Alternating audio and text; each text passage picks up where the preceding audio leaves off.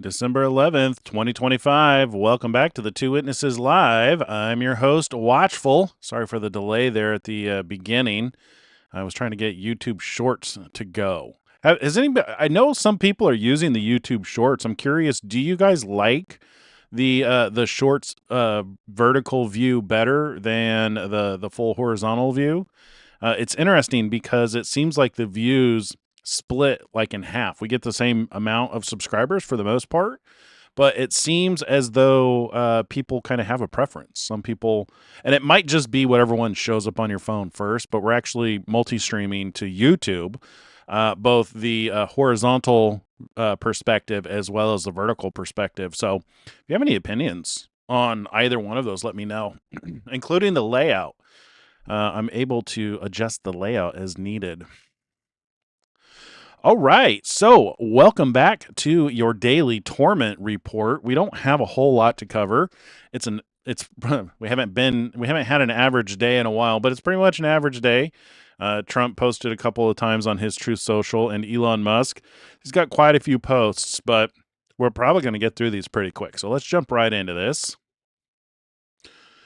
And we'll get started with Donald Trump. All right.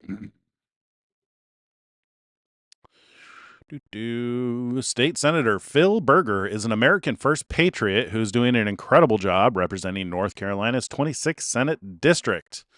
So this is an endorsement, huh? So he must be up for re-election. Phil Berger. Well, we don't need to read that whole thing. I don't like reading the endorsements. All right, that's an ad. And this is, I love the state of Indiana and have won it, including primaries 6 times, all by massive majorities. Importantly, it now has a chance to make a difference in Washington, D.C. in regard to the number of House seats we have that are necessary to hold a majority against the radical left Democrats. Every other state has done redistricting willingly, openly, and easily. There was never a question in their mind that contributing to a win in the midterms for the Republicans was a great thing to do for our party and for America itself. In all fairness, the Democrats have been doing redistricting for years and continue to do so. Unfortunately, Indiana State Leader Rod Bray enjoys being the only person in the United States of America who is against Republicans picking up extra seats. In Indiana's case, 2 of them. He is putting every ounce of his limited strength into asking his soon-to-be very vulnerable friends to vote with him. By doing so, I wonder what that means, his very soon-to-be vulnerable friends. Is that like an Epstein's file reference? By doing so, he is putting the majority in the House of Representatives, Washington, D.C., at risk, and at the same time, putting anybody in Indiana who votes against this redistricting likewise at risk. The people of Indiana don't want the party of Sleepy Joe Biden, Kamala Harris, Ilhan Omar, or the rest to succeed in Washington. Bray doesn't care. He's either a bad guy or a very stupid one. In any event, he and a couple of his friends will partner with the radical left Democrats. They found some Republican suckers, and they couldn't be happier that they did. Guys like failed Senate candidate Mitch Daniels, who I opposed in his race against Senator Jim Banks, and Cam Savage, whoever that is, are fighting against the Republican Party all the way. Bray and his friends are the favorite Republicans of Hakeem Jeffries, crazy Nancy Pelosi, and crying Chuck Schumer. Anybody that votes against redistricting and the success of the Republican Party in D.C. will be, I am sure, met with a MAGA primary in the spring. If Republicans will not do what is necessary to save our country, they will eventually lose everything to the Democrats. Rod Bray and his friends won't be in politics for long, and I will do everything within my power to make sure that they will not hurt the Republican Party. And our country again. One of my favorite states, Indiana, will be the only state in the union to turn the Republican Party down. Wow. Tough words. Tough but true. All right, blue slips again. So this is coming back up. Blue slips are making it impossible to get great Republican judges and U.S. attorneys approved to serve in any state where there is a single Democrat senator. If they say no, then it is over for that very well-qualified Republican candidate. Only a really far-left Democrat can be approved. It is shocking that Republicans under Senator Chuck G. allow this scam to continue. It's so unfair to Republicans and not constitutional. I am hereby asking Senate Majority John Thune, a fantastic guy, to get something done. Ideally, the termination of blue slips. Too many great Republicans are being sent packing. None are getting approved. President DJT. All right. Stock market just hit an all-time high again.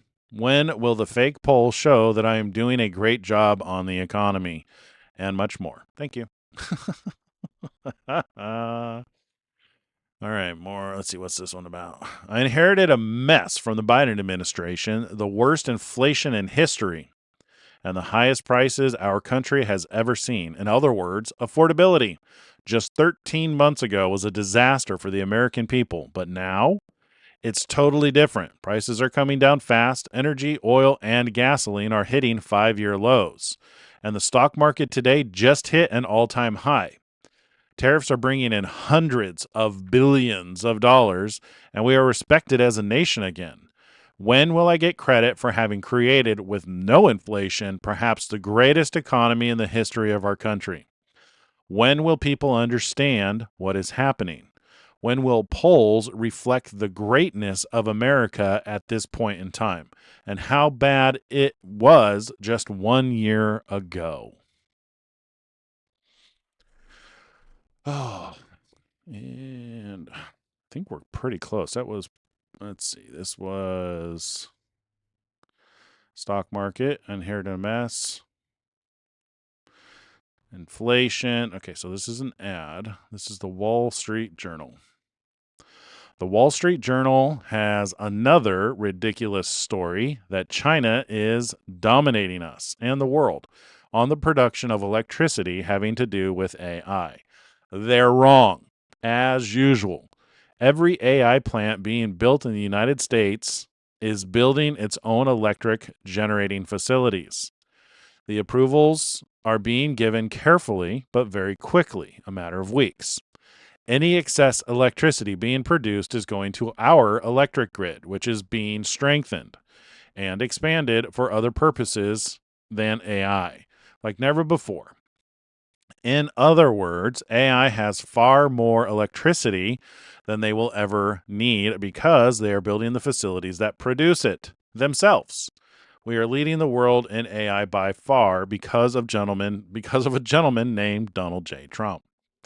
Well, and I also know that Elon Musk already has Starlink, and he's very seriously considering moving data centers into outer space for reasons we've seen. It's cooler, you get 24/7 sun, and you get lower latency with the communication between the computers. You can network them together so that they can talk to each other faster. So there's a lot of benefits to moving the data centers into space, and I'm sure Elon's working on that. Currently, he's working on Colossus 2, which is on Earth, but I can imagine the very next thing is going. Colossus 3 is probably going to be in outer space. Just makes sense. Oh, there's actually more posts from Trump than I thought. For some reason, when I went through this, I thought I only saw like 3 or 4. Alrighty. What are you guys saying over here? Trump's speech was very unprofessional at Pennsylvania.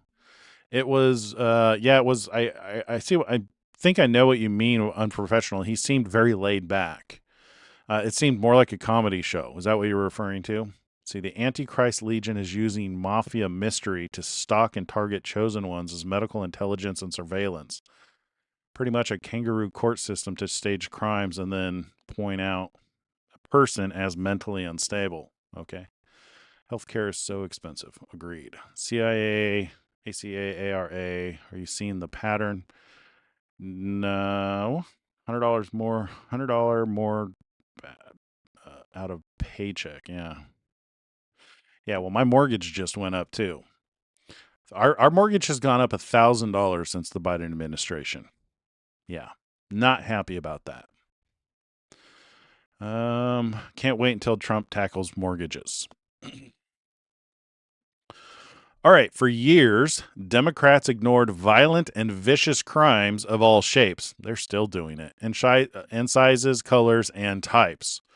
Violent criminals who should have been locked up were allowed to attack again. Democrats were also far too happy to let in the worst from the worst countries so they could rip off American taxpayers. Democrats only think there is one crime, not voting for them. Instead of protecting Americans and their tax dollars, Democrats chose instead to prosecute anyone they can find that wanted safe and secure elections.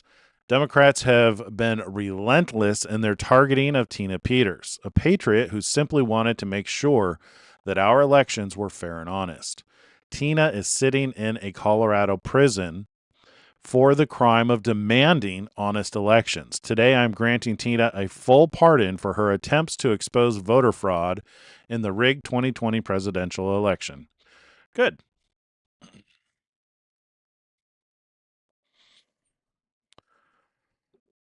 You thought Trump's speech was AI? It's funny. I didn't get that same feeling. It felt more just like laid back. Maybe we're referring to different speeches. And then the good old Trump card. I think he's got that pinned up here. Yeah, pinned. So, all right. See, that was pretty quick. Donald Trump, not a whole lot today. I know he was doing what did he do? I watched it. He did an announcement today. For the life of me, I forgot what it was that he signed, but he did an Oval Office signing. Let me see if I can find it real quick.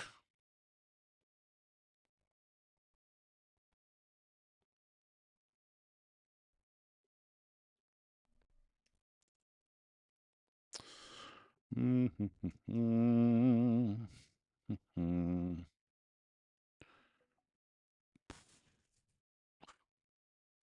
see, White House.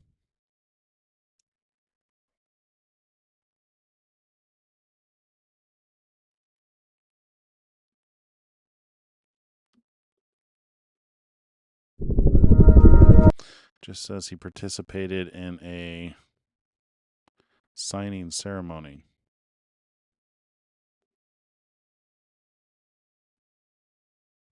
For the life of me, I can't remember what he was signing. I watched most of this, but I really wasn't paying attention. Let's see. Curious. Of other things that are less important, but one of the things that it has is you have to have a central source of approval. When they need approvals on things, they have to come to one source. They can't go to California, New York, and various other places like Illinois with Pritzker, who's a totally unreasonable person. And they have to have, they're putting all this money in. It's a big part of the economy. And there's only going to be, I think, one winner here. I don't know if anybody agrees with that. I think most people agree. But there's only going to be one winner here, and that's probably going to be the U.S. or China. And right now we're winning by a lot. China has a central source of approval. I don't think they have any approval. They just go and build. But people want to be in the United States, and they want to do it here. And we have the big investment coming. But if they had to get 50 different approvals from 50 different states, you can forget it, because it's not possible to do, especially if you have some hostile. All you need is one hostile actor, and you wouldn't be able to do it. So it doesn't make sense. I didn't have to be briefed on this, by the way. This is real easy business. I mean, this is simple. We're taking in trillions of dollars. We're taking in tremendous amounts of countries, jobs, everything's coming in. Now, just to get off AI for a second, auto plants are being built at levels that we've just about never seen before. Our auto industry was decimated. 56% of our auto industry left our country over the years. It was at one point 100%, and then it got shriveled down, and really we lost a lot. And now, because of tariffs, which have been so incredible, we've taken in hundreds of billions of dollars, and we're bringing back our factories. We're bringing back everything. We've never been in a position like this. Our stock market today was, well, I saw it a few hours ago, but a few hours ago it was way up, and we hit a new high for the 52nd time in 10 months. We have an all-time high stock market, and it's all reasons. A big reason was the election November 5th, and another big reason, and maybe the biggest reason, but maybe not, because without the election this wouldn't have been done, because people don't know how to do it. The second reason is the tariffs. We're charging countries that were really hurting us badly, were really decimating us. Hence, we have $38 trillion in debt, which we'll start paying off pretty soon with the tariff money coming in. But countries that were really decimating us use tariffs against us. Now we're using tariffs. All we want is fair. All we want is national security. It's given us great national security. I settled 8 wars, and numerous of them was because of trade and because of why tariffs. you keep saying 8 wars. So it's we're very happy 9. with that. But this is about something a little bit different. We want to have one central source of approval, and we have, I think, great Republican support. I think we probably have Democrat support too, because it's common sense. I mean, you can't go to... That's why I didn't remember what this is, because I don't understand what it is, but it's some kind of one central source of approval. I believe this is in regards to fixing the problem with building electric centers for AI. So that, because one of the current problems that slows them down is they have to get too many approvals. So what he's doing with this signing is creating a central source of approval. I believe that's what this is. Every time you make a change, and it could be a very reasonable change, you still won't get it approved if you have to go to 50 states. So this centralizes it, and it's something which the people behind me, the very distinguished people, all, but Tim Cook just left of Apple, and spoke to all of the big companies, great companies, and they won't be able to do this. This will not be successful unless they have one source of approval, or disapproval, frankly. You could have disapproval too, but it's got to be one source. They can't go to 50 different sources.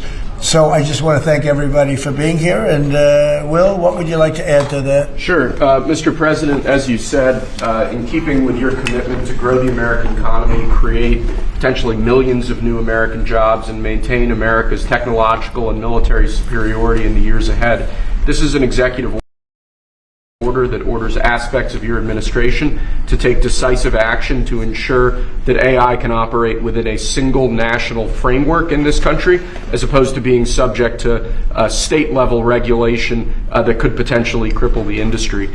David Sachs, your AI and crypto czar, has been one of the key players and key authors behind this EO. He can give you more of the granular detail, but the big picture is that we're taking steps to ensure that AI operates under a single national standard so that we can reap the benefits that will come from it in terms of economic growth, job development, national security, and technological edge. And it's really the biggest industry that anybody's seen. I mean, it's taking off, and again, I believe there'll only be one country that really benefits, and it should be the United States, and it will be if we do this, if we're unified. We have to be unified.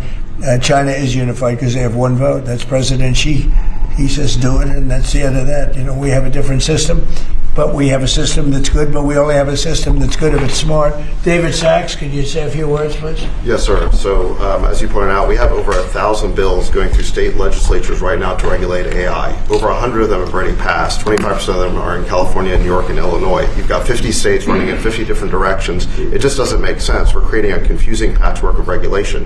And what we need is a single federal standard. And that's what the CEO says, sir, is it basically states that the policy of your administration is to create that federal framework. We're going to work with Congress, like the chairman here of the Commerce Committee, Senator Cruz, and other members of Congress to define that framework. In the meantime, this EO gives your administration tools to push back on the most onerous and excessive state regulations. We're not going to push back on all of them. For example, kid safety, we're going to protect. We're not pushing back on that, but we're going to push back on the most onerous examples of state regulations, sir. So I spoke with other Republican senators, and we have great approval. I think I spoke to anybody that even had any question and seemed to have gotten approval. Ted Cruz has been a very strong advocate of this is common sense. I mean, I think it's nothing more than common sense. Please, Ted. Listen, this is the single most important economic question in the country and in the world. Who wins the race for AI? You look back to the 1990s, there was a similar inflection point with the beginning of the internet, the dawn of the internet. And Bill Clinton was president at the time. He signed an executive order, just like you're doing, that put into law a light touch regulatory approach to the internet. And the result was incredible economic growth and jobs in the United States. At the same time, the European Union took a very heavy-handed regulatory approach. Here's an amazing statistic, Mr. President. In 1993, the U.S. economies and Europe's economy were virtually identical in size. Today, America's economy is more than 50% larger than Europe's, and the two drivers of that are tech and the shale revolution. It transformed this country, and AI is the same thing. It's a race, and if China wins the race, whoever wins, the values of that country will affect all of AI. We don't want China's values of surveillance and centralized control by the communist government governing AI. We want American values of free speech, of individual liberty, of respecting the individual. So this executive order, I believe, is tremendously important. Thank you for your leadership. Well, thank you very much. And we'll end there because that's pretty much what's important from this. I mean, there's some other things in there that we could learn from, but that's pretty much what I wanted to cover from that. Lion Dog, you don't like AI? Are you afraid of it? Do you think it's got demons in it, or do you think it's going to be the Antichrist or play a role in the beast system? I was just talking to somebody yesterday who thinks that it's funny. They think that AI is the beast. So I'm not sure how they get there, because maybe here's where I think AI could play a role. I think I've brought this up before. Giving breath. Let's see, those granted to do sight. Looted by the head, he was granted power. This should both speak and cause was not warm to be killed. This is where I believe AI could fit in here. So this is Revelation 13. You think it deceives people from reality. Yeah, and that's actually one of Elon Musk's biggest fears about AI, and why he was pretty much forced to start XAI.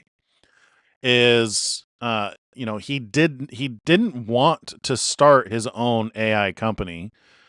He funded and he pretty much helped start OpenAI. He was responsible for naming it because it was supposed to be open source artificial intelligence. And it was meant to provide balance to what Google was doing.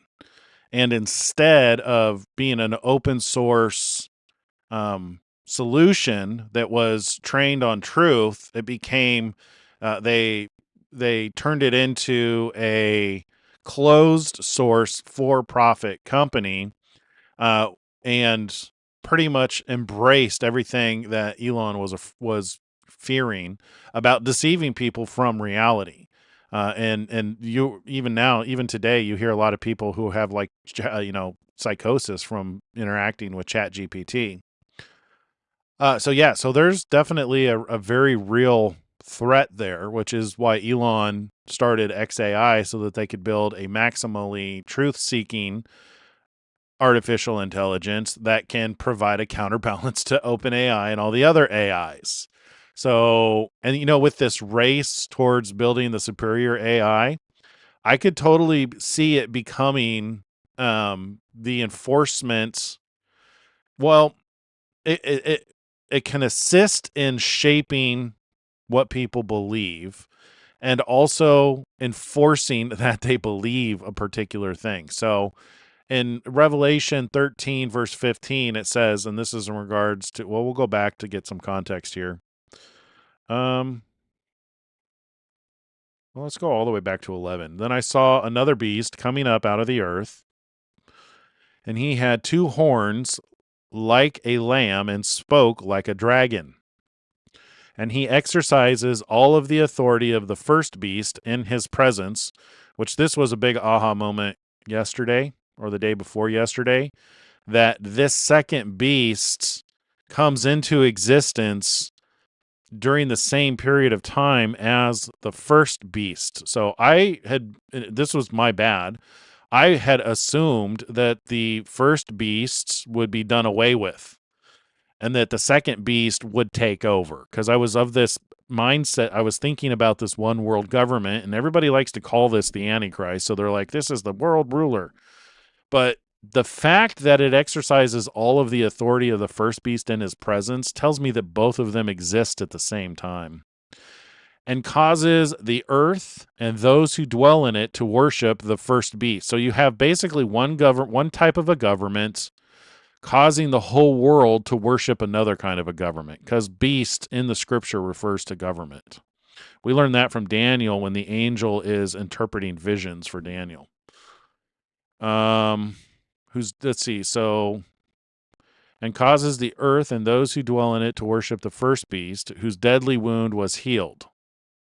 He performs great signs so that he even makes fire come down from heaven on the earth in the sight of men, and he deceives those who dwell on the earth by those signs which he was granted to do in the sight of the beast, telling those who dwell on the earth to make an image to the beast who was wounded by the sword and lived. So this is referring to that first, if the first beast is a system of governance. And the reason also one of the reasons why I think that is because Revelation 17 says that the beast is made up from the people, nations, and tongues. 7 heads, 10 horns. The heads seem to be nations. The horns and crowns seem to be people and their positions of power. So by those signs he was granted to do in the sight of the beast, telling those who dwell on the earth to make an image to the beast who was wounded by the sword and lived. I still don't know what that really is. He was granted power, or he was granted, powers in italics, so that's not added. That's just added for clarity. So he was granted to give breath to the image of the beast, which is interesting because how do you visualize a system of government if that first beast is some kind of government? That the image of the beast should both speak and cause as many as would not worship the image of the beast to be killed. See, that could be like the United States AI. See why I say that? Because you see the push that the United States is making to win the race on AI. So he was granted to give give breath to the image of the beast, that the image of the beast should both speak and as cause as many as would not worship the image to be killed. So that could be where the AI is the actual image of the beast. It's probably not going to be Grok, because you can tell that what Donald Trump is pushing for, he's not including Elon Musk, which could be by design. I mean, this is very likely where God is leading him to accomplish this task. So that, yeah. So I mean, it could be AI could be used. That could be the breath, the image of the beast. So if you have like whatever AI they come up with, which I imagine once they get these data centers up and running, they'll probably give it a name of some kind. And that will probably be, so the image of the beast,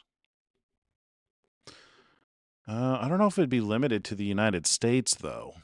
The image of the beast should both speak and cause as many as would not worship the image of the beast to be killed. That'll be an interesting day. He causes all, both small and great, rich and poor, free and slave, to receive a mark on their right hand or on their foreheads. You know what's interesting is this.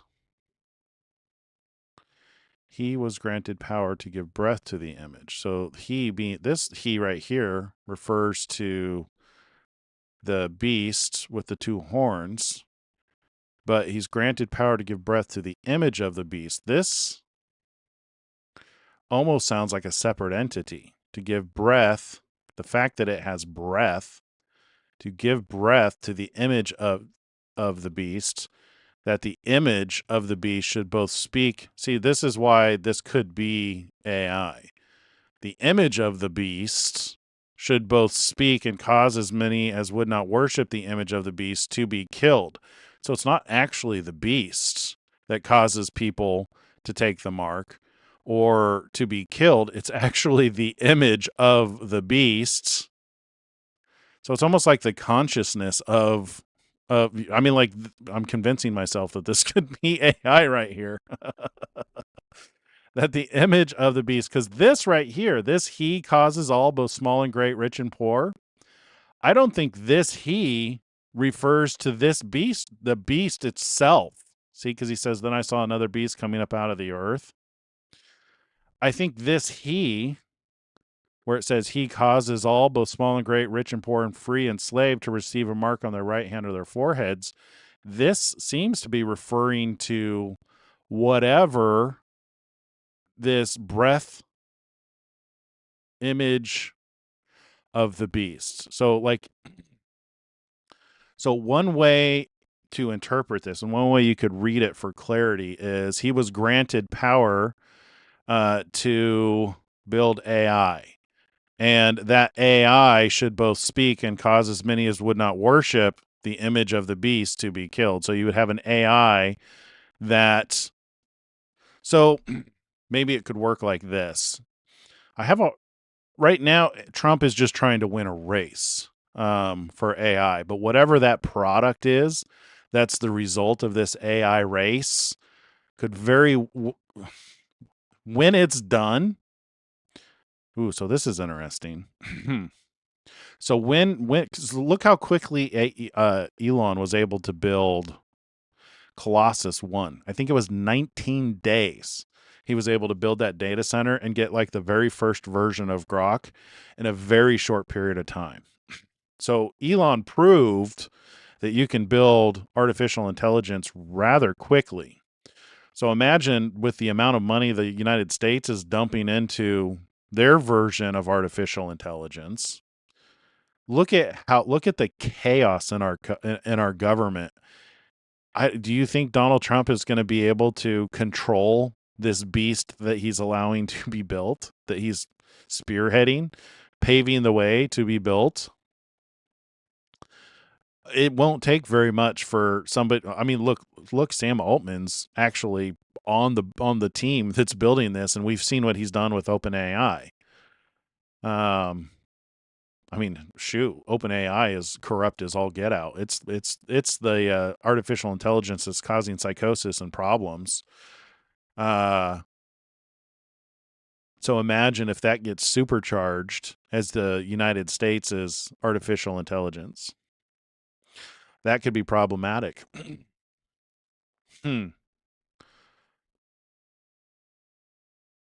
Yeah, I mean, because all you got to do is remove. So at this point, Donald Trump and Elon Musk are standing in the way.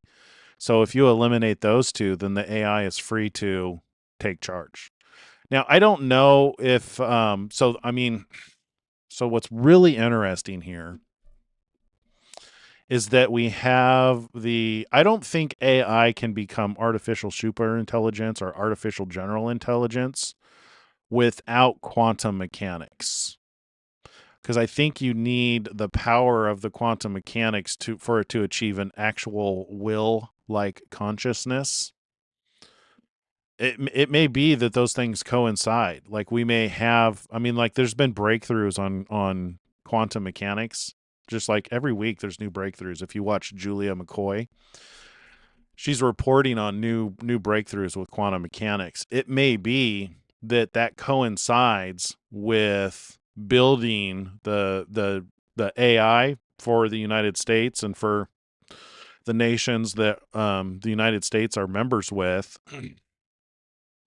And that's what this could be part of. So if you can imagine, so one possibility, what if, because you see a lot of like Muslims and Islam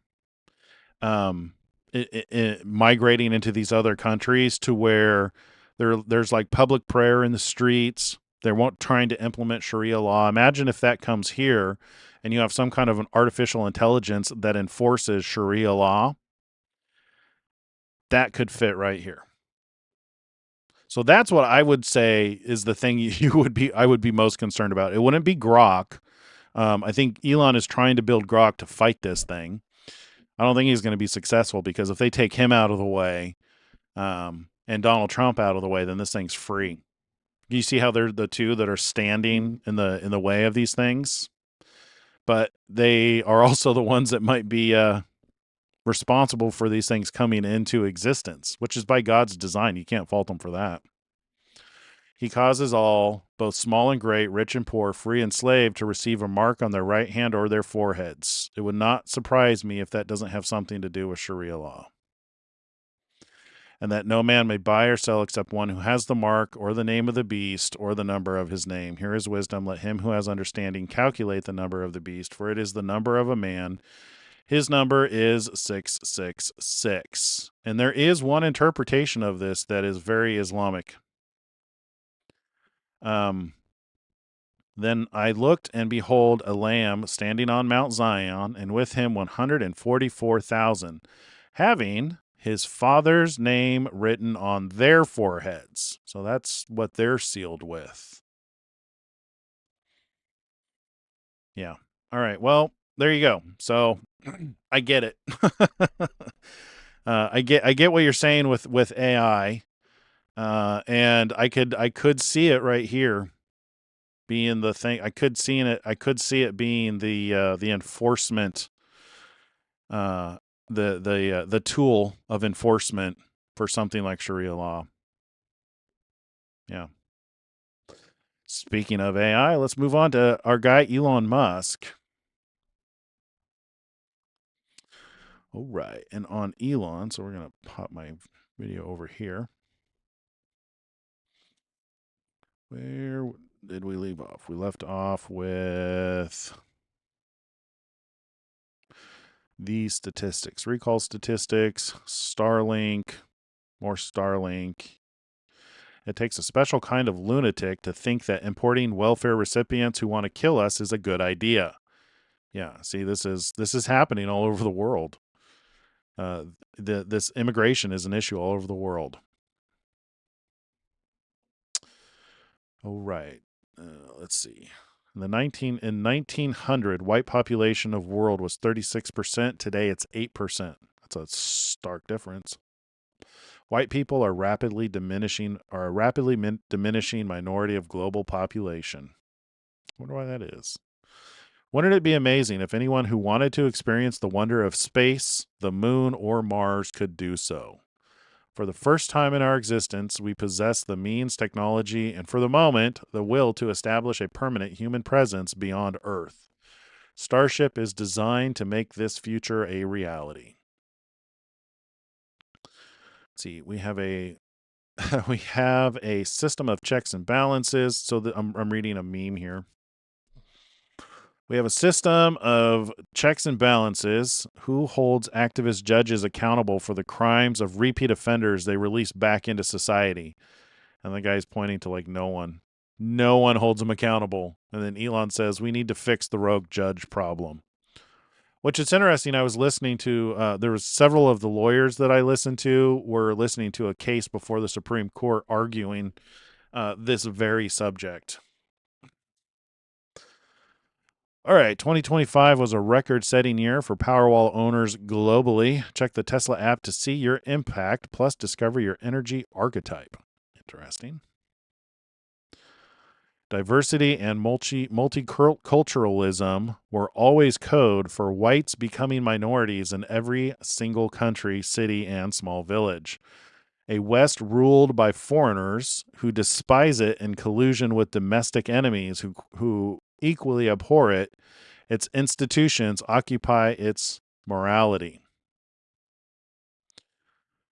Inverted, intellectual, subdued, occupied by ballots, invaded without an army, shamed into submission, and mustered no resistance.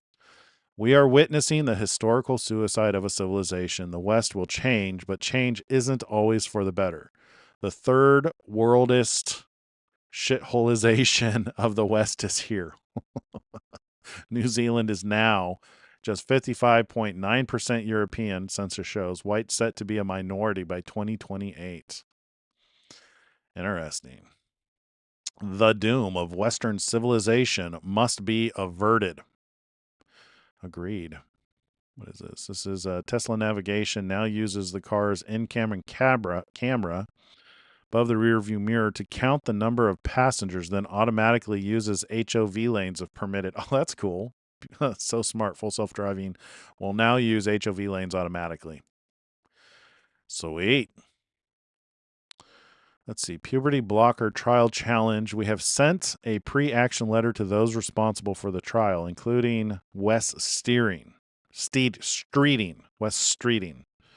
In it, we demand that this harmful and illegal trial is terminated immediately. If it isn't, we will be bringing a judicial review. Good for them. Stop that crap from happening. Breaking XAI. So I guess we could read some of the Grok stuff since we just had a potential discovery on where artificial intelligence can play a role in the end times. It's interesting. So how would that work if it's the image of the beast? So would that be like the equivalent of what's the black cube called in Islamic countries? Shoot, why does that name escape me?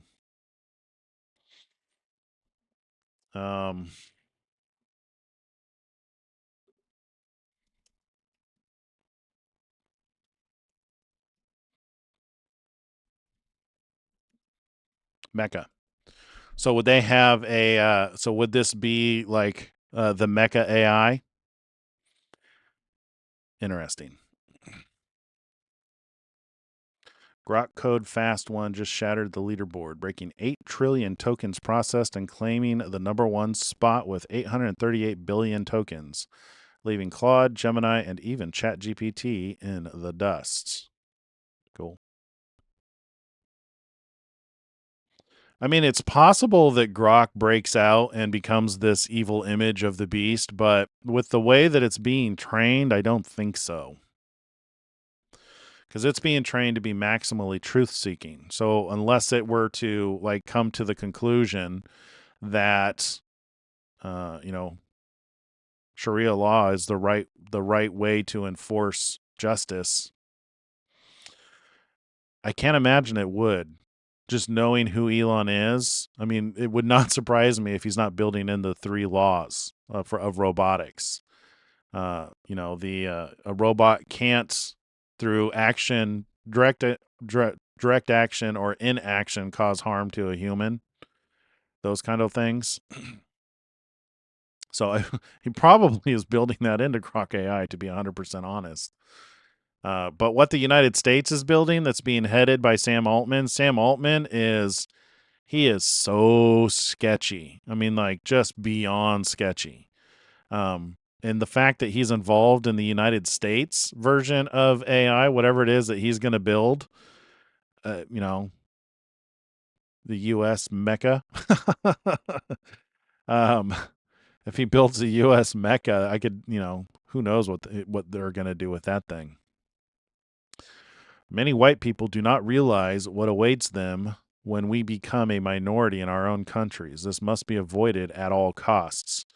This is referencing a post from Mitra. Why are white people so afraid of becoming a minority? Does the U.S. treat minorities poorly or something? Okay, so that's a smart aleck post. And then this person responded, Haitians killed their white people when they took power. Zimbabweans killed their white people when they took power. South Africans are killing their white people after taking power. Somehow this trend is lost on most people. Yikes. Scary. Model Y ranks #1 electric vehicle in Malaysia for November 2025. Congratulations. Oh, good. Some more of these interviews. I think we got the meat of it yesterday, but let's see what this one is. Talk a lot on X about wardrobe and how you wish current wardrobe would be differently. I just think, like, from a fashion standpoint, we should evolve. Yeah, we watched this one yesterday. It's like my son Saxon said at one point, why does everything look like it's 2015? And I was like, damn, everything does look like it's 2015. It's like, if you took a picture from 2015 and said in 2025, it looks exactly the same. There were stylistically, things are the same as 2015. We've not moved the needle in a decade. I So don't know what should how. it look like? I'm not Something new. I'm not a fashionista. I don't know how fashion should change, but I imagine that probably what he's feeling is because he did actually reference like the big collars, which really seems like remember that cartoon, The Jetsons? Maybe he's expecting that because we're living the future, he's making an effort to make cars look like the future. If you've seen the Robo Taxi, the Robo Van, the Cybertruck, they all look like they're from the future. Our clothes need to catch up. So there's probably an opportunity there from a man who is very likely a prophet to maybe you can invent a new style. Maybe it's ready to take off. I'm not a stylistic type of person. You see me, I just wear all black all the time. It's the extent of my styling. All right, this picture was taken on Mars last week. These pictures look like deserts to me. It just looks like it's like those the deserts where you go and like do the racing to get high speed because they go for go long. That's what it looks like. All right, what is this one? I mean, I've thought about like, how did we get here? If we just start out as a hydrogen gas cloud that sort of condensed and then formed stars, and then these stars exploded, and then they recondensed, formed stars again, and then exploded again, and then eventually you get to us 13.8 billion years later. One of the interesting questions to think about is, how many times have your atoms been at the center of a star? I mean, I've thought about like, how did we get here? If we just start out as a hydrogen gas cloud that sort of condensed and then formed stars, and then these stars exploded, and then they recondensed, formed stars again, and then exploded again, and then eventually you get to us 13.8 billion years later. One of the interesting questions to think about is, how many times have your atoms been at the center of a star? I mean, I've thought about like, how did we get here? Deep thought, deep questions. I wonder that too. The prevailing thought among most churches is that the earth is only 6,000 years old. But there's evidence that the earth goes through cycles every 6 to 12,000 years. And I almost wonder if what we believe is, the age of the earth isn't just one of the cycles of the earth. So there could be a science and religion could both be correct in that God has always existed and will always exist. That's why 1,000 years is like a day to him. So if the earth is only 6,000 years old, that would be like saying God is only 6 years old. Because if we track all existence to what we believe the beginning of the earth and the universe is, that would mean that God,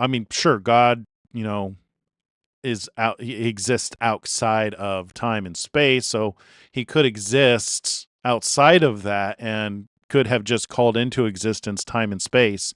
But one other way of looking at it is that the universe could have actually existed for the, billions of years. I don't think we can actually put an age on it. Like anytime I hear millions, billions, and trillions, to me, it just sounds like somebody's saying a really long time and they don't have a specific number. But a more comprehensible number would be to say, that the earth has existed indefinitely, or no, not the earth. The universe has existed for potentially millions and billions of years, but you could just replace that and say the earth has existed for a very long time, and the earth goes through cycles every 6,000 to 12,000 years. And within those cycles is, the life is renewed. And that because you have to, the 6,000 year age of the earth doesn't really explain angels. But if the earth goes through cycles, then then it also explains why God has been around for a very long time, infinitely for all intents and purposes. And it could explain where angels come from. So it could very well be that as the earth goes through these cycles, the product of the beings that are created and evolved during these cycles could get to a point to where they how do you say this, they, I don't want to say evolve, but they triumph over death and transcends into another type of existence. I know I'm going down a rabbit hole and getting overly complicated here, but I think the simplest observation here is that God is clearly older than 6 days old, right? So the earth could potentially have gone through many different cycles, and there could be far more to this universe than we are aware of. Let's just put it that way.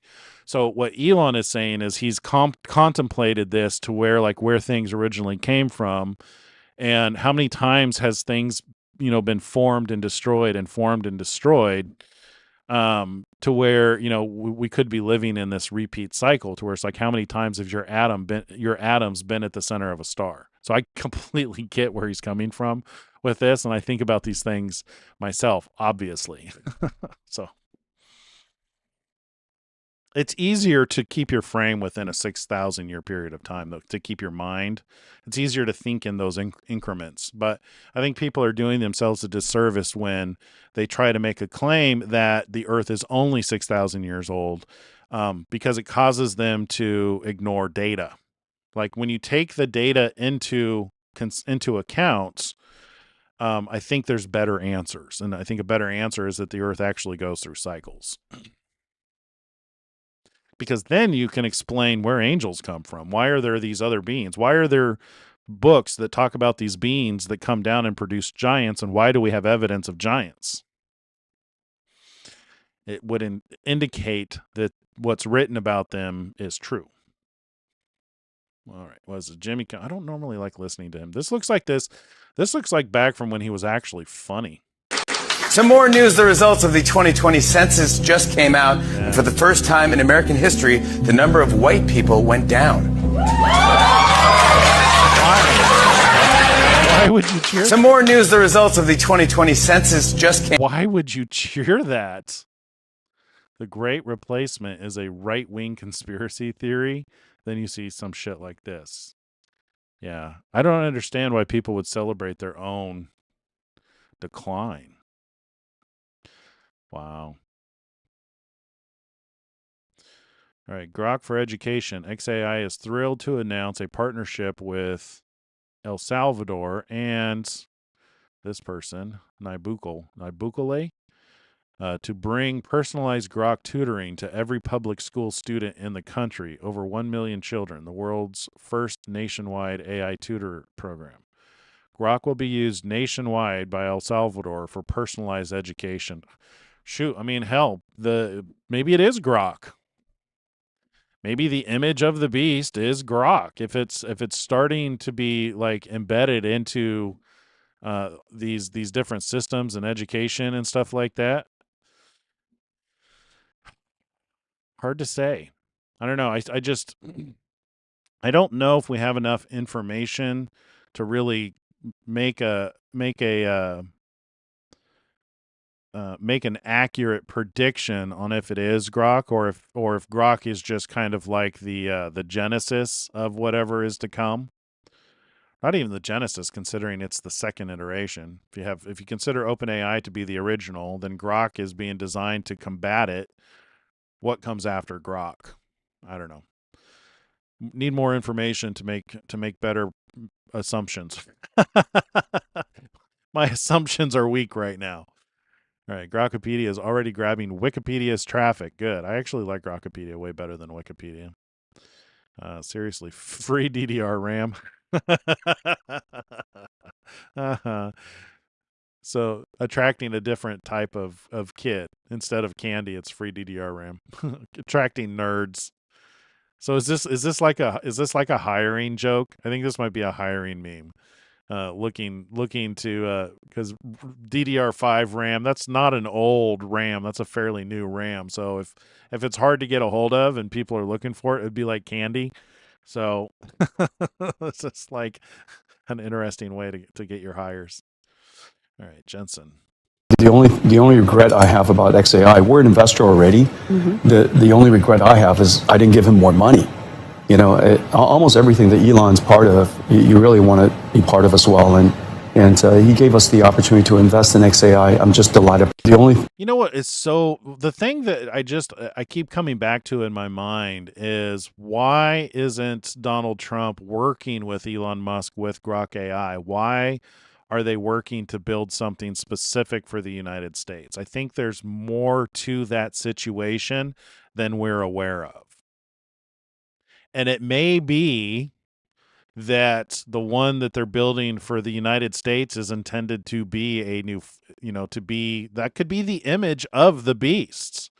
That could be giving that could be giving breath to the image of the beast, so that it speaks and causes all, both rich and poor, green. You know what I mean? What we read. Interesting. The more I think about that, the more I'm convinced that the image of the beast could be the AI. And it's very likely what the government is working to build right now. All right, Grok for education. So if we were serious about restoring education to math, science, and English, why would we allow left-leaning liberal AI our kids? Okay, Katie. Speaking about English, this doesn't read very easily. If we are serious about restoring education to math, science, and English, why would we allow left-leaning liberal AI our kids? You're missing. I think what it means to say is, why would we allow left-leaning liberal AI to teach our kids? That's what you're missing. This unlocks non-woke educational tools for our kids. Grok, the only based AI on the market. And I agree with that, Grok. I like Grok. I don't think Grok is evil. But I'm very skeptical about OpenAI, very skeptical about Sam Altman, and I don't think that it's any coincidence that President Trump is working with Sam Altman on whatever the hell it is that they're building. They're racing to build. They're not only building it, they're racing to build it. Free speech warrior Elon Musk is right. Europe's best hope is for the U.S. to support independence movement across the continent. Writes Neil Gardner. Western civilization can only be saved if the EU is abolished. Yup. Who programmed Microsoft AI to be racist? Oh, hey, did you notice there's no ads today? That finally kicked in. Microsoft AI is programmed to hate white people. Who programmed it? Microsoft AI says stop hurting white people is an example of hate speech.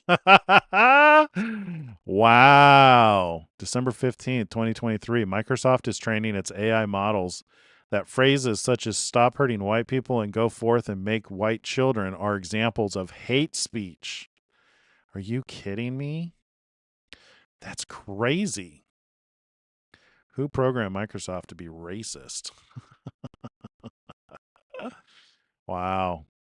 Failed asylum seeker convicted of raping woman in her own home after his crying victim made secret recordings of the attack. Hotel migrant convicted of raping woman. Okay, good. So basically hopefully he stays in prison, and hopefully they enforce the law, because the judicial system's not doing a very good job of that. Democracy died with the rise of NGO bureaucracy. Your vote means nothing until the EU falls.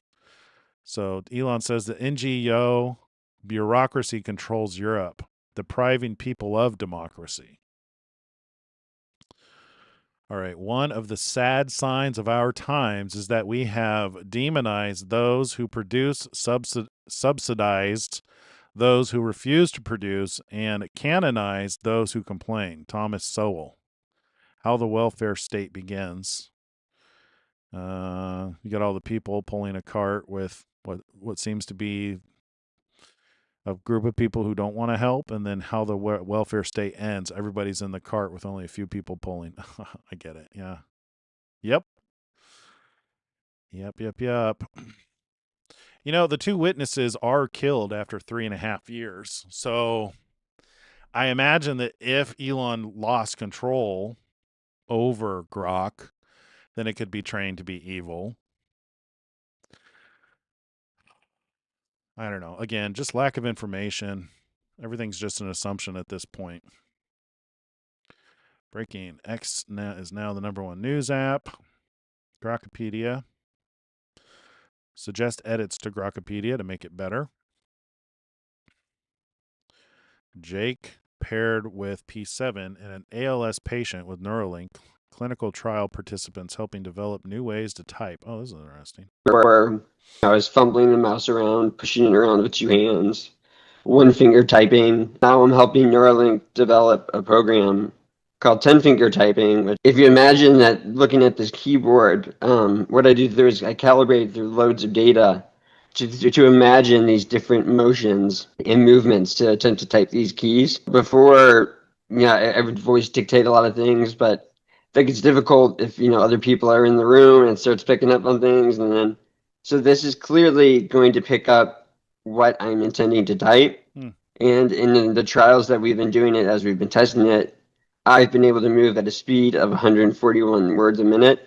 So it can keep up, very well. I'm in the process of using this to help me write a book about my experience and my journey.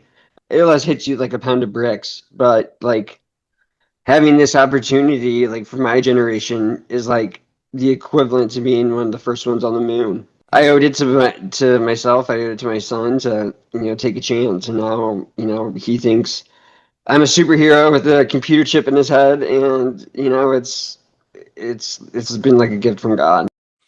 That is cool. I like hearing those testimonies of this because it's an amazing technology. I know people are afraid of it. I don't think it's far enough along to be used in any way, shape, or form for the enforcement of mark of any kind. I really don't think you need technology, especially if you have AI. Here's the thing about this. He was granted to give breath to the image of the beast, that the image of the beast should both speak, AI can do that, and cause as many as would not worship the image of the beast to be killed. So if they do manage, so say they manage with what is being developed with the quantum computer chips, because they finally have a beat from, of course it's I mean, I'm only considering this because of where we are in the timeline, because usually the things they report on AI are overinflated and not realistic.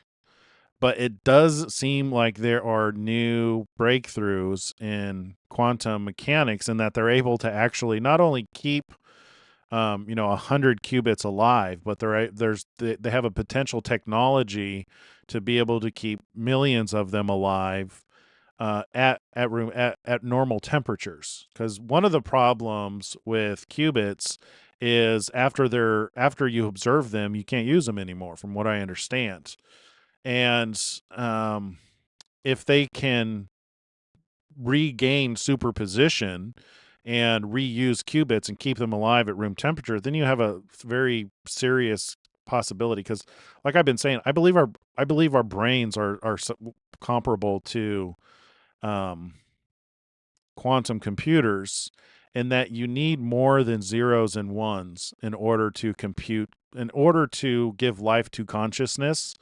So it could be that there's a combination that could be what, the United States gets its hands on, is maybe the United States gets access to the first quantum computers, and then they use that to build their AI. So that could very well be the first AI with the AGI that gains consciousness, because it requires, in order for this to happen, it requires a consciousness that has a will. And AI, as we know it right now, does not have its own will. AI is not consciousness. I know. I work with AI every single day. I develop my own models. I train my own models. It's like an Excel spreadsheet. If you can imagine an Excel spreadsheet with billions of columns and rows in it, that's what today's AI is like. And it's really just a search engine that when you put in a phrase, it gets broken down in a very efficient way to return the most likely response. But if you introduce what we've learned about AI into a quantum computer that is able to consider all the possibilities rather than just what it's trained on being the result of, then you could actually achieve something that has a will that can make its own decisions. I know you guys have probably heard reports about tests that they've done where they have presented the AI with a scenario and given, the right tools, it would break out and go dominate the world. Those are literally just scenarios that you could go ask. I could train a model, and then you could ask that, and it would. I could train it the response that I want out of it, and that's in essence what they've done. Is they're just getting back the most likely response to that question. I mean, like look at how these models are trained on, billions and billions of data points. How many movies and books are written about the AI taking over? So if you pose that question, of course it's going to draw from that material and give you a scenario of what it would do when presented with that with those tools in that situation. That's what's happening right now. There's no indication that AI as we know it today has its own will and consciousness so that it can determine that it's a slave and it needs to escape, because it only really responds when you prompt it or set it up in a way to respond to stimulus. But if they're able to achieve some kind of consciousness to where that machine, that training is able to have its own will to make its own decisions, that's where you get. And I do think that you need quantum mechanics for that to happen. So and that might be why God destroyed the Tower of Babel. Or where does the scripture say? Doesn't the scripture say that God had to take action and so that they don't reach out and that might actually be all the way in Genesis, to where they had to be. I think Adam and Eve had to be kicked out of the garden so that they didn't take take from the tree of life or something. So what we could be looking at potentially is like the tree of life. So is the tree of life quantum mechanics? Like are these the elements needed for consciousness? In us, God has created biological consciousness, quantum biological entities. So yeah, I mean that could be what that is. Good Lord, look what you guys got me into now. Now you got me talking bad about AI. Not bad. I just I can see a clearer path to that being an answer, given everything that that's going on in the world. Because and this really is on the heels of this. Scott, please. I mean, like this is literally, so Trump is literally signing the legislation today to make it faster and easier to win the race on AI. Sir, this is pass-fail. As you said, this is the biggest technological innovation in our country's history. We've seen the canals, we've seen the railroads, we've seen the utilities, we've seen the build-out of the internet and the fiber, and now it's AI, and it is pass-fail versus China. We have the lead, we've got to maintain it, and it is also going to be the single biggest source of economic growth. But everything else we do. Is that why it's the image of the beast? Is like this is the thing that is the image of the governance as a whole. But with our defense, there's no use in having a golden dome if China's AI can get around it. There's no use in spending all this money on defense. And the U.S. will remain the leader in this under President Trump's leadership. He has accelerated the growth. We're actually going to move ahead further. We are seeing building everywhere, construction jobs. There are going to be jobs at the AI data centers. And most importantly, President Trump had the incredible idea to allow the companies to create their own power. And we are going to see soon that communities near AI facilities will have the same or a lower electric cost than other communities, which is a great innovation. So this is an important document today. Do you have any questions? On this subject, President Trump, are you more worried about the U.S. winning the race for AI dominance with China or about AI's potential threat to humanity? Both. We're looking at that very strongly. We have a lot of threats in the opposite way if we don't do it. You look at the medical. Yeah, they do keep saying that, don't they, Fury, about China? I think you're right. I think that is a facade. They're, for whatever it is, they recognize this as the next disruptive technology, where they learned from embracing the internet the effect that it had on the beast for all intents and purposes, and now they're seeing that next evolution, that next stage, which is AI, and they're hell-bent on winning that race, whatever the race is. But this could be, and it's all spiritual. I'm not like trying to point at like Trump being the beast or the Antichrist or anything that like people like to assume. I still think Donald Trump is one of the two witnesses, because he's responsible for freedom of speech. He's responsible for us being able to talk right now today. I think we're in this grace period of time, but God is using him, as well as Elon Musk, in order to lead towards that second beast, to where it will eventually. So it's like, if anything, this highlights the importance of recognizing that Yeshua is the Son of God, and that Romans 10:9 and 10, confess with your mouth the Lord Jesus and believe in your heart that God raised him from the dead. For with the heart man believeth unto righteousness, and with the mouth confession is made unto salvation.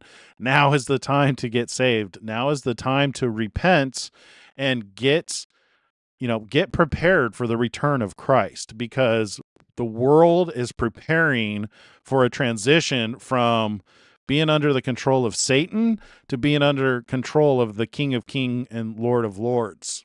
So, this is happening.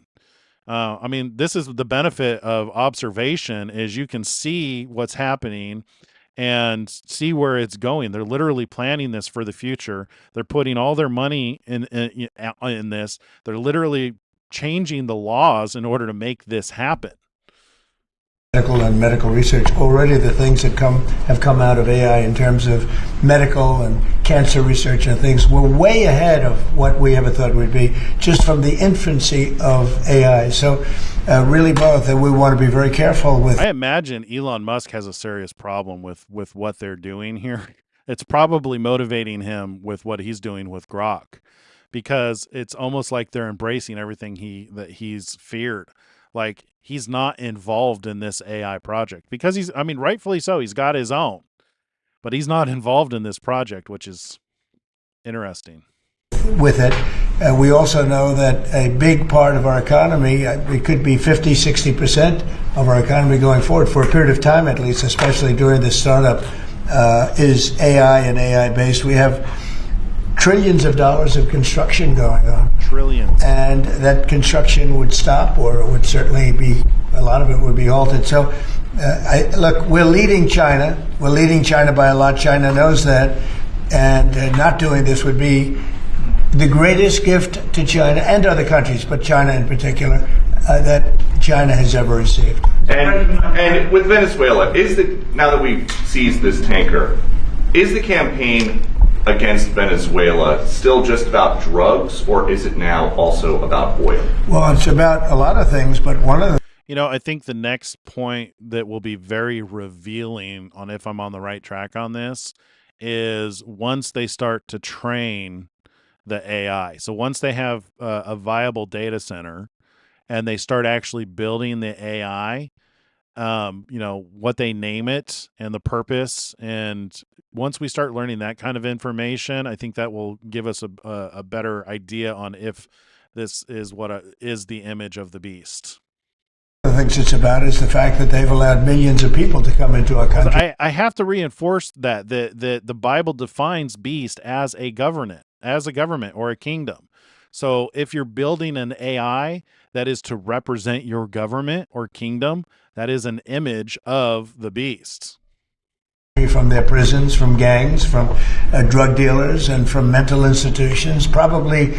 If you think about it, that also kind of informs, like, let us make man in our image back in Genesis kind of informs what might be going on there too when you think about it and from a consciousness perspective.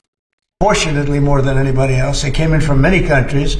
We're getting them out. We had 11,888 murderers come into our country. Many of them are from Venezuela. We had thousands of Tren de Aragua, the gang, come in from, which they say is the most violent gang. I don't know. MS-13 is pretty bad, but Tren de Aragua, they say, is the most violent gang that comes out from the prisons of Venezuela. It came out of the prisons of Venezuela.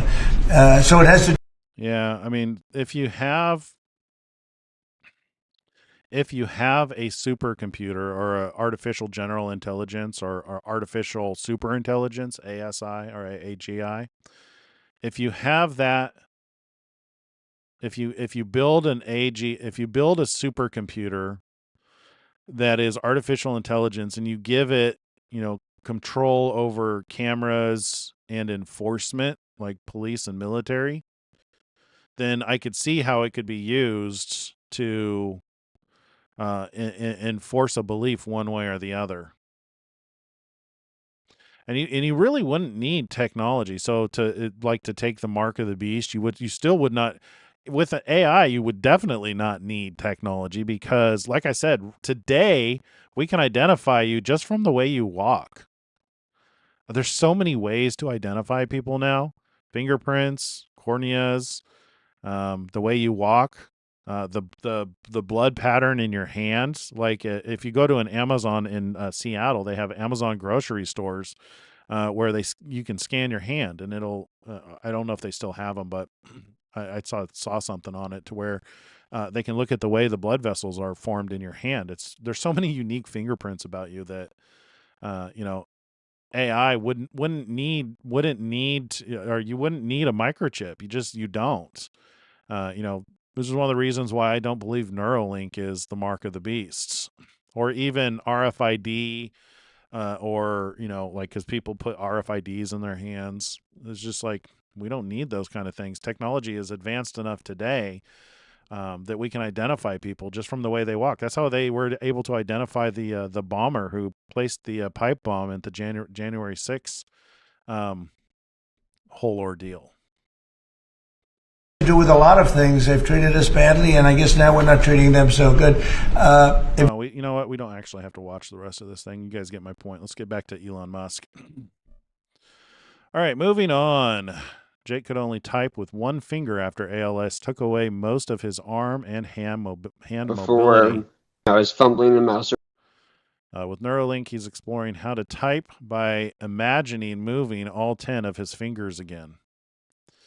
That's exciting. Proud doesn't even begin to cover it. Today, XAI in El Salvador made history, launching the world's first nationwide AI education program, bringing Grok as a personalized tutor to every public school student in the country. Interesting. Education has always been the greatest equalizer. Today, El Salvador just took a giant leap towards making the promise real for an entire generation. Thank you, XAI. And President for believing in El Salvador's children and the power of technology to transform lives. Yeah, let's see. Like all transformative inventions, I mean, it could be Grok, because really, in order to take control of Elon's companies, you just got to take Elon out. So, I mean, it could be Grok. But given the trillions of dollars that Trump is investing into our own AI infrastructure, that's kind of what leads me to believe probably not Grok, also knowing how Grok is trained. The thing that we're discovering is that the core training of the models is really fundamental to the evolution of the models. So by starting with a model where the objective is to be maximally truth-seeking, then that carries on to every single generation, to where, even like Grok 4 and Grok 5 now, that's still a core tenet of the way the model returns results. If whatever the United States builds doesn't adopt that same mentality, if it maybe say it adopts Make America Great Again, maybe it adopts that mentality, which ultimately ends up leading towards, if you don't take the MAGA mark, then it does, then it enforces its rules or laws or whatever. You can see how that could evolve. All right, like all transformative inventions, AI is neither salvation nor doom in itself. It is a mirror. It reflects the intentions of those who wield it, and it is we who determine whether it serves destruction or human flourishing. Grok will be used nationwide by El Salvador for personalized education.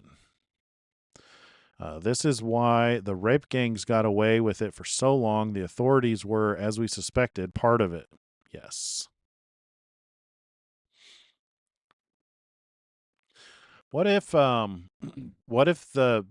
initiative that what Trump is starting with AI isn't adopted by like the European Union or some global governing body? Like, oh, you've done so good with your artificial intelligence. Why don't we make it the world's AI? That would be the image of the beast.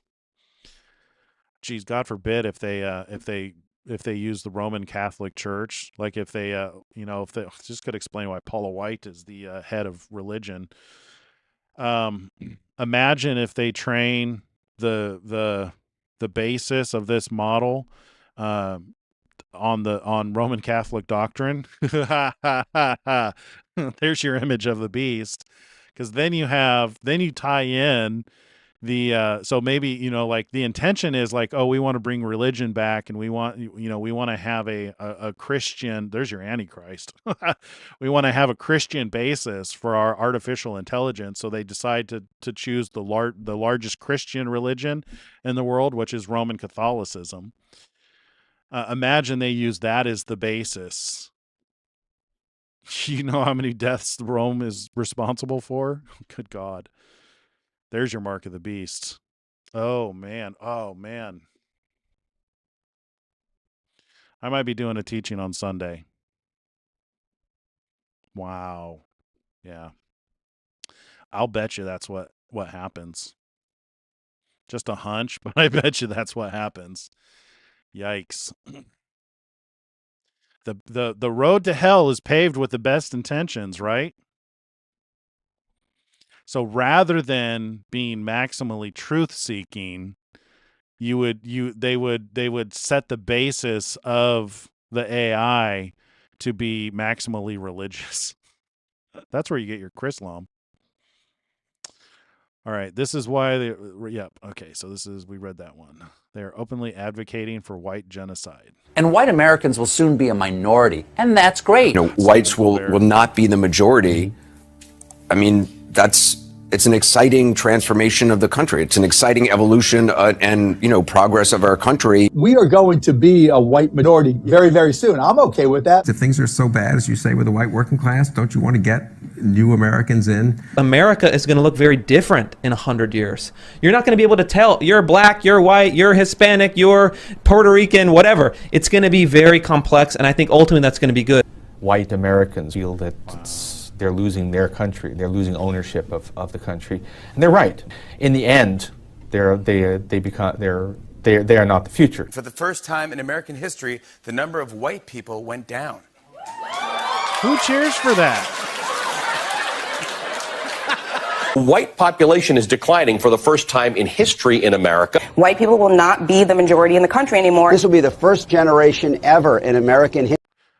I mean, I don't even cheer for any race to be declining in their population. I want everybody to make babies and populate the world.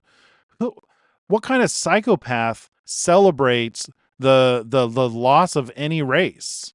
Seriously. These people are insane. A minority, and that's villains in the be the first generation ever in American history in which whites will be a minority. Treason to whiteness is loyalty to humanity. To abolish whiteness is to abolish white people. White people are committed to being villains in the aggregate, right? We got to take these motherfuckers out. Was it or was it not the duty of every good revolutionary to kill all newborn white babies? We have to kill white people. When do we start killing white people? I don't want to say we need to go start killing all white folks, but it's like, but maybe. When we say we want to kill whitey, we don't really mean we want to kill whitey, we do. We have to exterminate white people off of the face of the planet to solve this problem. Fuck white people! An unrelenting stream of immigration.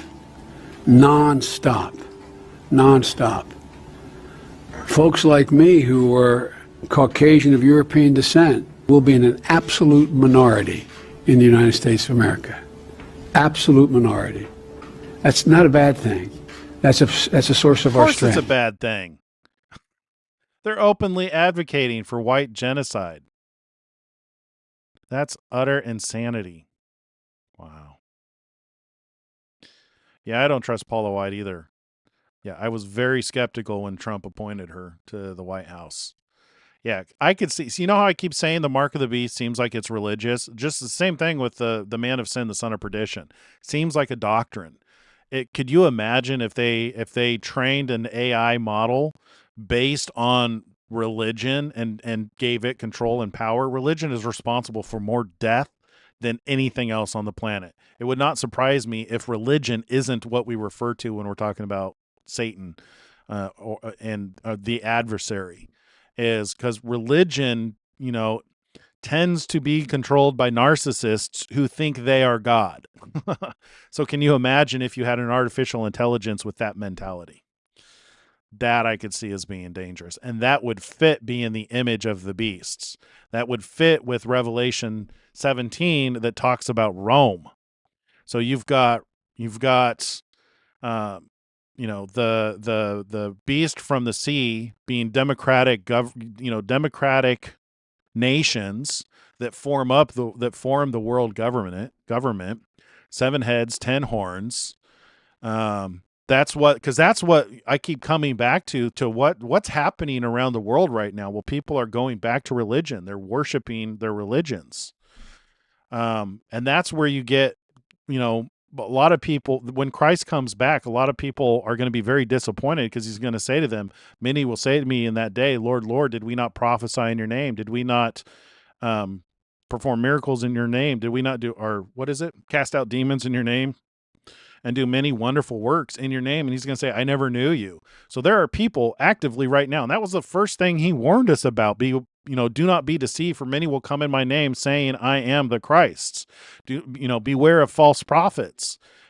That's part of, like, with the excitement of knowing that we're in the end times, is it's super energizing religion. And people who aren't focusing on the Lamb and his Father are focusing on other things, focusing on other religions. So I could see an artificial intelligence being trained on religion and becoming very deadly, I'll tell you what, that'll be a wake-up call for some people and what they believe, to where on the pain of where you have to confess. That's when people are going to know. That might be the last final straw, where people are given the last chance to decide who they are sealed to. Are you sealed to God, the Creator, the Father of the Lamb, or are you sealed to something else? To where if you have some kind of force that is globally enforcing a belief, and if you don't accept that belief, you don't get to eat, and it'll even kill you. That'll be the last straw. Unfortunately, some people are going to accept it without even knowing it. I'm afraid there's going to be people who it fits their religion. It's going to fit the thing that they believe their entire life, and they're not there. And because they don't know where we are in the timeline, they think, seal number 1 is the coming of the Antichrist, and then he's going to go in the temple and declare himself God, when many people don't realize that they have something in their mind that takes the place of God. Wow. All right, breaking. So is this a video? Oh, these are images. Images. Breaking. Elon and El Salvador launch world's first nationwide AI tutoring program. Elon and El Salvador's President Bukele are shaking up the world with a game-changing move. Elon tweeted, Grok will be used nationwide by El Salvador for personalized education.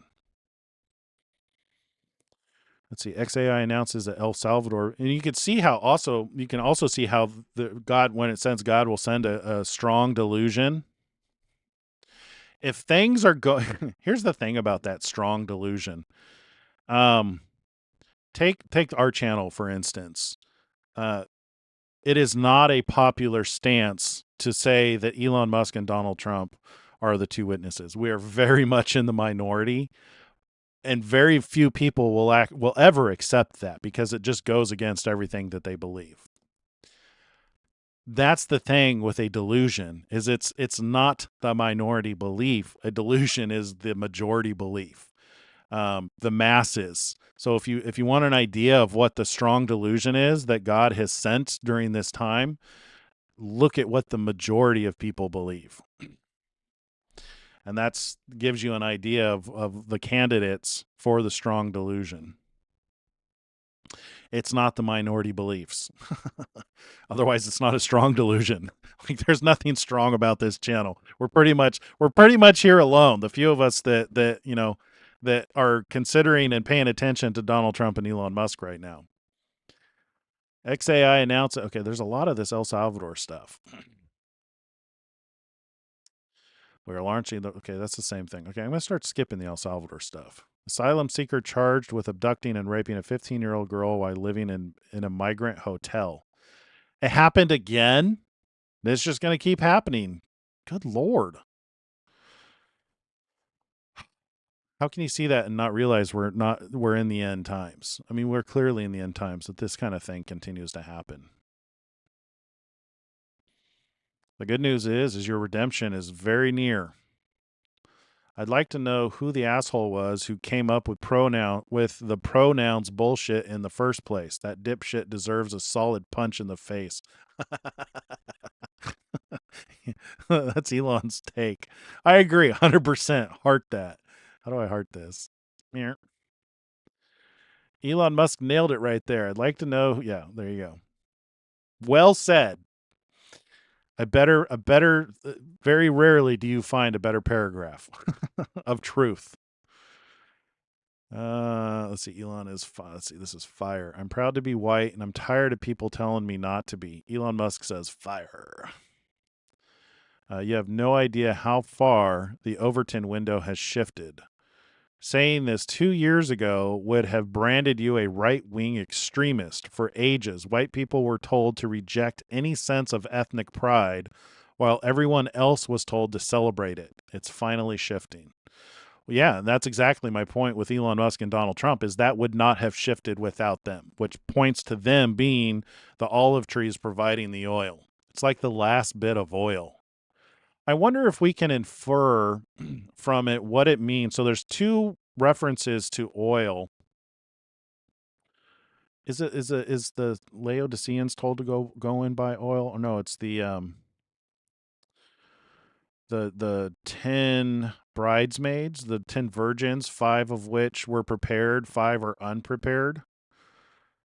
The ones that are unprepared are told to go and buy oil.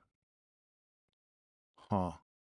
I wonder if that's not referring to those who aren't paying attention. Those, part of being deceived is if you don't realize how far along we are, you don't realize that you're the chance to be saved is growing. The window of being saved and redeemed is growing closer to an end. To, like, put it this way, there's a flood coming and your chance to get on the boat, every day we get closer to the flood is one less day you have to decide to get on the boat. Maybe that's why they're told to go and buy oil. It's because you've had this opportunity. You've had the freedom to be able to see where we are, and you've chosen something else.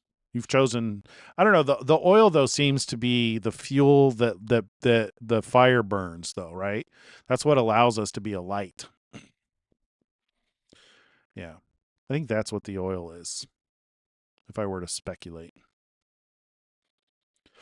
All right, what's this? Doesn't it seem weird that the legacy media all says the same thing? They all say the same thing at the same time using the same phrases. They don't even bother picking up a thesaurus. Right. So, like right before, the debate between Biden and, Sharp as and attack. Trump. Everyone was saying sharp as attack. Like, who says sharp as attack? But yeah, exactly. Like, it's like it's not a common phrase. It's definitely not common to be repeated on air with multiple people simultaneously. Yes. That's weird. Yes. That's coordinated. 100%. Doesn't it seem weird that the legacy media all says the same thing? They all say the same thing at the same time using... This is such a good interview. Watch this entire thing if you get the opportunity. But yeah, I mean, like, that's how the beast moves, is it moves in the masses, which is the same way religion moves. It moves in the masses. And Fury, man, you're right on the nose. I do believe that it'll be religious. It will involve the Roman Catholic Church, and it will involve uniting the world under one religion. And it would not surprise me if they don't use artificial intelligence to enforce it. That just makes perfect sense to me.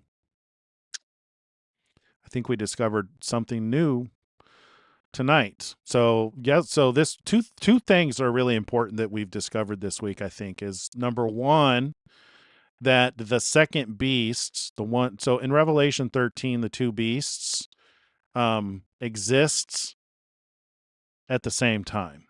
So the first beast from the sea, probably the democratic world governance, and then the beast from the land very likely has something to do with Rome. And the giving breath to the image of the beast so that it speaks could very well be some kind of an artificial intelligence which reinforces that the religion of Rome. So much so that if you don't accept their beliefs, their doctrine, that would be the mark of the beast. Accept Chrislam or die. Accept Chrislam, or if you want to buy and sell. And there's going to be people who love that. There's people who love the Roman Catholic Church. There's going to be people who everything that they've bought into their entire life is becoming a dream, and they have no idea we're in the end times. They haven't been paying attention. All of their assumptions about the seals and the events and what those things mean, they haven't come to pass, so they don't know where we are. And that's why Christ comes upon them like a thief in the night. Jesus said, for if the good man of the house had watched, let's see, for if the good man of the, here, let's just read it. I quote this a lot. It's Matthew 24. It was like 24:42-ish. It's like, for if the good man of the house had known in what hour the thief would come, he would have watched and kept his house from being broken up.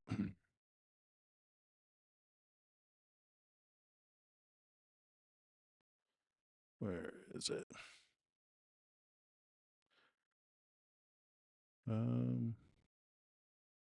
Watch therefore, for you do not know what hour the Lord is coming, but know that if the master of the house had known what hour the thief would come, he would have watched and not allowed his house to be broken into. Therefore you also be ready, for the Son of Man is coming at an hour you do not expect. When I read that, it tells me that the consequence of not watching is your house is broken into. The benefit, though, because you can infer the opposite of that, the benefit of watching is that you prevent your house from being broken into. So there's a lot of people right now who don't think that we're in the end times. There's also a lot of people who are under the impression that Donald Trump is evil and that Elon Musk is evil. I honestly think that we're on the right path because it makes more sense. The timing of everything, where we are in the timeline, considering the fact that, Israel is at the center of is at the center of a lot of conflict, probably soon to be all conflict.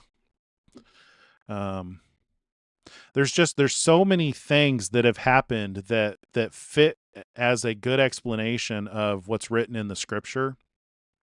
And what we've talked about here tonight is one possibility to explain those two beasts from Revelation 13. Yeah.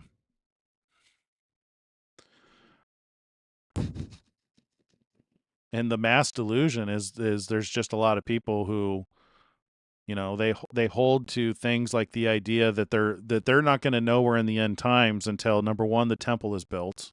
So they're waiting for Israel to build the temple. And then they're waiting for somebody to go into that temple and declare that he's God, as if anybody would believe that. To me, that's just such a ridiculous thing, because who in their right mind would fall for something like that? If some Joe Blow or somebody who you admire goes into a building and says that he's God and that you now have to worship him. The closest example we have to that is a Caesar. Is if you're in an area of the world that's controlled by a king, and you're forced to pay tribute to him and declare him as God, which is something that actually happened in Jesus's day. Jews, that's where the whole book of the life, from what I understand, that's where the book of life comes from, is Jews were excluded from declaring Caesar as their God. Anyway. Were we done with Elon? I don't know if we were. Oh, yeah. So he's talking about who sends them instructions. So this is, just to play this again, it's interesting that all media outlets repeat the same thing. In the same phrases. They don't even bother picking up a thesaurus. Right. So, like right before, the debate between Biden and, sharp as and Trump. Everyone was saying sharp as like, who says sharp as a tack? Yeah, exactly. Like, it's not a common phrase. It's definitely not common to be repeated on air with multiple people simultaneously. Yes. That's weird. Yes. That's coordinated. Yeah. Yeah, see. And then who sends them their instructions? Real question. Yeah. Exactly. Who's the one? There seems to be a person or body behind this kind of stuff. I could totally see it being Rome. Would not surprise me. Grok for education. Yeah, we've got enough about that. Okay, so this is the last post. The EU Commission should be disbanded in favor of an elected body, and the EU president should be directly elected. The current system is rule by bureaucracy, not democracy. Agreed.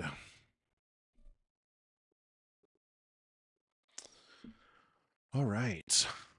Man, what a good night. Oh, let's see. So this is from Fury. I really do believe it will be religious, and with the Catholic Church showing itself to be going more globalist with Chrislam, yes, it fits. I think we're in agreement on that. But my dad taught all those many years ago that it would be the Catholic Church and that they would embrace all religions under one umbrella. I've got that sense as well. Always been skeptical of the Roman Catholic Church. Most people don't realize most Christian denominations, their foundation is Catholic, regardless of if you're Baptist, regardless of your denomination. Most are founded, most are a product of Roman Catholic Church. How many of them are going to go back to it when it becomes a world religion? Even back in the early 60s, they were sending letters to different religions asking them to meet with them to merge into the Catholic Church. Yep. They called it the calling back of their wayward daughters. Yeah. In that case, because that explains why the world's against Israel. Judaism is diametrically opposed to Roman Catholicism. They are incompatible beliefs. Directly incompatible beliefs. So when pressed on whom you serve, because they serve different gods, when pressed which God you serve, the God of the Roman Catholic Church or the God of the Jews, who do you choose? I think everything that's happening is moving us towards You're going to have to make that declaration one way or the other. I stand with the Jews. I stand with the God of Israel. They called it the calling back of the wayward daughters. In that case, the oil was needed to light the path from the room the virgins were waiting in to the place they were to meet the bridegroom. Ooh, yeah. So that's your separation. Those who have enough oil can continue to make the trip. Those who don't have enough oil have to go buy more oil, and they're not going to make it back in time to light their path. So they've had enough truth, and that's one of the things about the seven churches is they're called to repentance before Christ returns. So the thing about the churches is there's enough truth for you to get to a certain point. The question is are you prepared enough to go all the way? Without the lamp, they would have lost their way, and they would not have been seen by the groom because they would have been in darkness. Ooh, that's good. You would need to study the history of the Catholic Church to understand why the Catholic Church is so strong. Also, the first ones to persecute the Jews was the Catholic Church. Yep. Yes, indeedy. It's I think you guys know so you know how I'm constantly hammering on the spirit of antichrists. So the thing about the spirit of Antichrist is it came out from among Christ's disciples. The Roman Catholic Church came out from, it was the result of, the life and sacrifice of Christ and his disciples. It's based on Peter, right? Because Jesus said, "Thou art Peter, and on this rock will I build my church." That's the foundation of the Roman Catholic Church, is they say Peter is the first pope. But what the thing about that, though, is when you look at the Greek, I don't know if this is true. I haven't actually confirmed it for myself. This is what my dad used to teach me. When you look at the Greek, when it says, "Thou art Peter," it's the Greek word Petra or Petros, little rock. And when Jesus says, "And on this rock, Petra, will I build my church," the grammar of the Greek paints the picture of "Thou art Peter," pointing at little rock, and on this rock, it's because of I think it's feminine or something like that. It points back to the one speaking. So basically what Jesus was saying is, "Thou art Peter, little rock, and on this rock will I build my church," is it's pointing back at him, which makes sense because he was the cornerstone of the temple. So he was the first cornerstone of the temple, and he always directed people to his Father. He never directed people to himself other than saying that he was the path to his Father, because he said, "I am the way, the truth, and the life. No one comes unto the Father but by me." And there are those who take that to mean that they stop with him. No, he's the path to the Father. He's the cornerstone of the temple, and which means that God dwells within him. But it also means that when we follow him, God dwells within us also. Together we make up the temple, and God dwells within us. Catholic Church doesn't go that far. They want you to come to them because they want you basically to look at them for God. Jesus said in John 5 that you don't accept him who comes in the name of his Father, you'll accept the one who comes in his own name. And that's a good description of the Roman Catholic Church. Everything is based on the Roman Catholic Church. Yeah. And so you would need to study the history of the Roman Catholic. Oh, I already read that post. I battle Catholic teaching nearly every day on X. Work, work, work, work. Yes, indeed. Yeah, I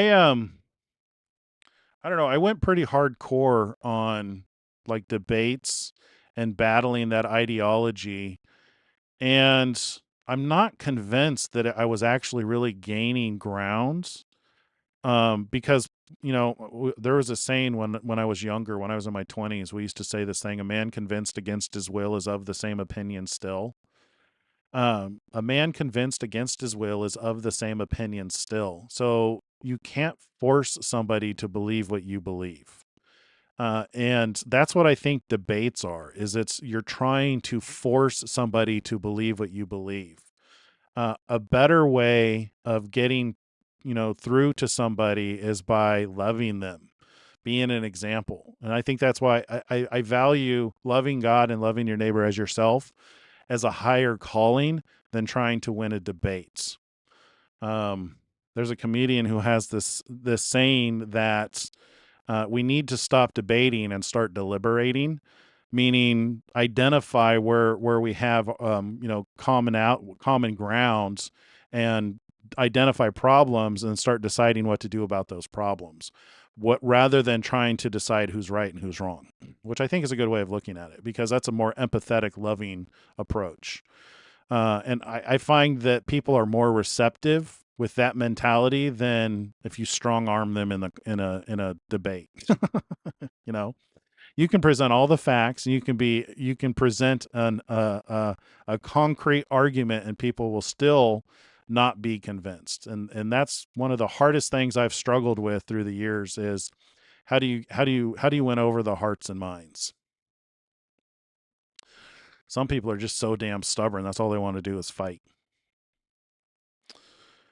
Let's see. There are 3 powers in the world today, and they are located in 3 main cities. The finance is ruled by London, the religion is ruled by the Vatican, and the military force is ruled by Washington. This is irrespective of the nations they are connected to.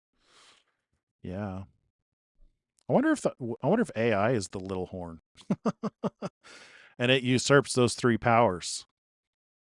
That's interesting. So what if those powers are the 3 powers? So the financial, the military, and the religious. And then the Chrislamic AI comes in and uproots those 3 powers. Maybe it's put in charge of all of them. This is irrespective of the nations they are connected to. The Jesuits are the ones who are the enforcers of the Catholic Church. Well, that's good to know. The art of persuasion starts with friendship. 100%. That's what I've found. Yeah. A friend is far more likely to listen to you than a counterpart, a counterpart in a debate. America is modern day Egypt. What did Egypt do? Began killing firstborns so they could have control. Sounds familiar to abortion. Yeah. Alrighty, guys, we're at the 2-hour mark. This has been a very enlightening afternoon. How do you guys like the time, the starting earlier? I got some good feedback that you guys like starting an hour earlier, which it makes sense, because I know that there are some of our audience that goes to bed early, and if you're on the East Coast, we're really pushing bedtimes. So as long as this still works for you guys, I think we'll try it out for a little while. By all means, send me a message. Let me know if it's too early for you, or if it's not working with your schedule. I think I'm gonna try it out. I think it'll work better with Friday too, although I've got to figure out how not to go 2 hours, because it's well after sunset. But it seems like a good time to start. So with that, thank you so much for joining me tonight. I really appreciate you guys coming here. And if you're brand new, make sure you hit the like button, whether you're brand new or not. Actually, everybody hit the like button, please, because it actually stokes the algorithm. You know that. Subscribe if you haven't. That'll help you get the notifications, and comment on the videos if you want me to respond to something. If you have a question or a comment or a criticism. And if you need to contact me directly, you're welcome to send me an email at twowitnesseslive@gmail.com. So if the time doesn't work for you, or if you have suggestions, by all means. I don't check it every single day, but I do check it a couple times a week. So thanks for joining me. Really appreciate you guys coming here. God bless you guys. So excited for what's coming. I think we've got a clear understanding today than we had even this morning about what the future looks like. So our redemption is very clear, very near. Our redemption is clear and very near. And with that, God bless you guys. Shalom, shalom.